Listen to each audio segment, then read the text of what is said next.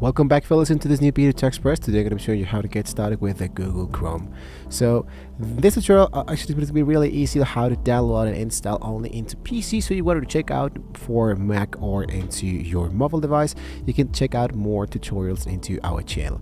So if you just got your new PC and wants to switch to Google Chrome, this is the most popular browser for an actual reason. It's fast, secure, and syncs across all your actual devices. So navigating to the official site is to open Microsoft Edge. For example, let's assume that we are actually into a new website.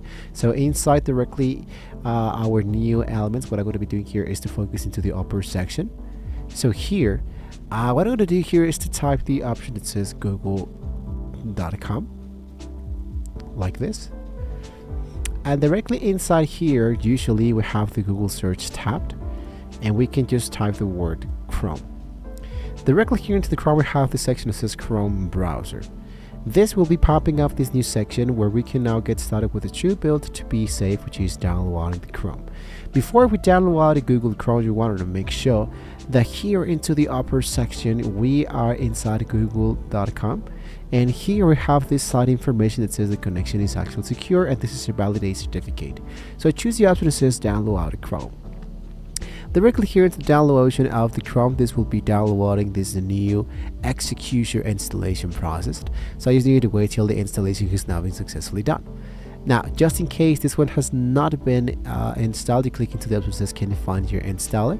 So you can now download Chrome manually, so you can be doing this directly inside there.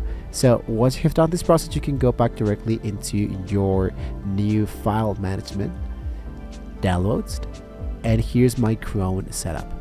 So what I'm going to do here is to double click into the Chrome setup. I look for the option that says yes, and it says connecting to the internet. Just like that, we are now directly inside the installation of Google Chrome. So a window will pop up asking you if you want to allow this application to make changes to your device. So if you click yes, this is just the Windows giving Chrome permissions to install, and it says installing. Once this has now been successfully done, this will be popping up this new section and your website will be done automatically. So when Chrome opens, it will ask if you wanted to make this default browser. You click into the option that says set as default, so that links you from your email and other application open in Chrome.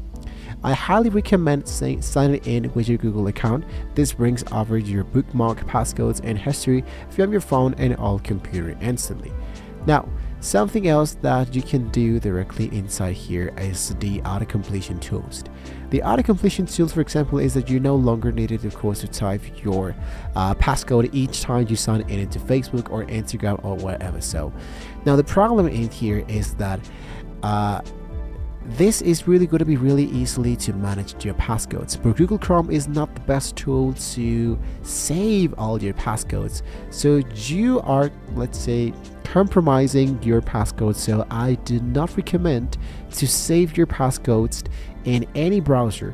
It doesn't matter if it's not Google Chrome, Google Edge, Brave browser, Safari, whatever. You no longer want to use, of course, the autofill for it, because this will be compromising all your actual information.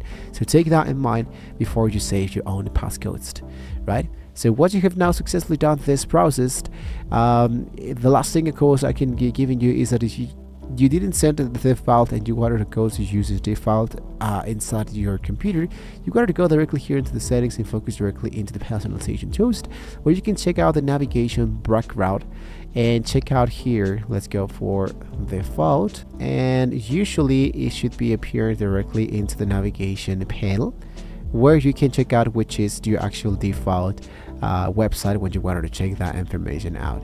So that will be actually it, guys. We have reached to the very end of the video, so don't forget to like, share, and subscribe to the channel if you want to see more great tools how you can download, install, and get started with more than just Google Chrome. Thank you guys so much for watching the video, guys. Hopefully with all this being said, we can all see you next time.